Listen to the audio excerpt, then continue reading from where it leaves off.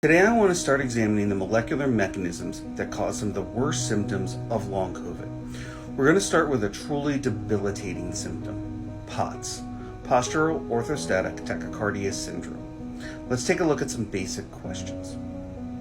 What is POTS?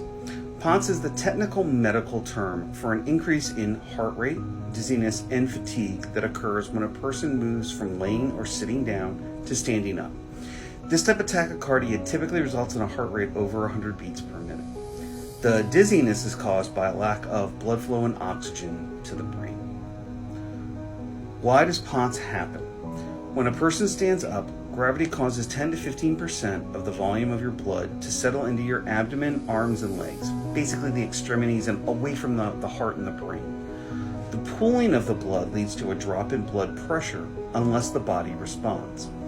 The body has two things that it can control to try to maintain a stable blood pressure: heart rate and the contraction or dilation of peripheral blood vessels, what's known as peripheral resistance, which is controlled by the autonomic nervous system.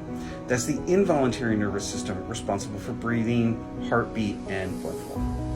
Here's how they're related. Blood pressure equals heart rate times peripheral resistance. So to maintain a stable blood pressure when standing up, peripheral resistance has to increase, heart rate has to increase, or some combination of the two. When a normal, healthy person stands up, the autonomic nervous system responds and attempts to maintain a stable blood pressure by increasing peripheral resistance. This is accomplished by releasing epinephrine or norepinephrine, which causes constriction of the blood vessels and helps pump the blood out of the extremities and circulate it around the body. This allows the heart rate to stay normal and is why normal people don't get tachycardia when they stand up. POTS occurs when there's dysfunction in the ability of the body to regulate peripheral resistance. If the body can't increase peripheral resistance in order to increase blood pressure, then there's only one other option: to increase the heart rate. So when a person with POTS stands up and the heart rate increases in an attempt to maintain a stable blood pressure, this leads to the tachycardia that people experience. And since it's harder for the heart rate to maintain a stable blood pressure as opposed to peripheral resistance, POTS patients also experience dizziness caused by a lack of oxygen and blood flow to the brain. What causes POTS in long COVID? In the discussion section of the preprint article of the use of triple anticoagulant therapy to treat long COVID patients, a theory is proposed of how POTS is caused in long COVID. The theory suggests that the inability to increase peripheral resistance in long COVID patients is not due to the failure of the autonomic nervous system.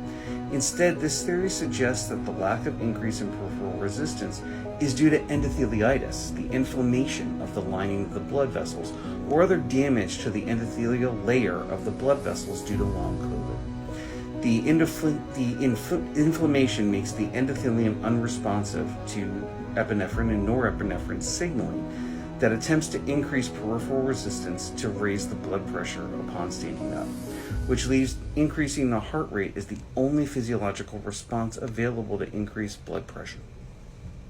Thinking of POTS in long COVID as being caused by inflammation as opposed to autonomic nervous system dysfunction opens a whole new line of questions to ask and answer about what the underlying molecular mechanisms could be. What could the COVID virus or the spike protein be doing to the endothelium that would make the cells unresponsive to epinephrine and norepinephrine? That's the question that I'm going to be working on next.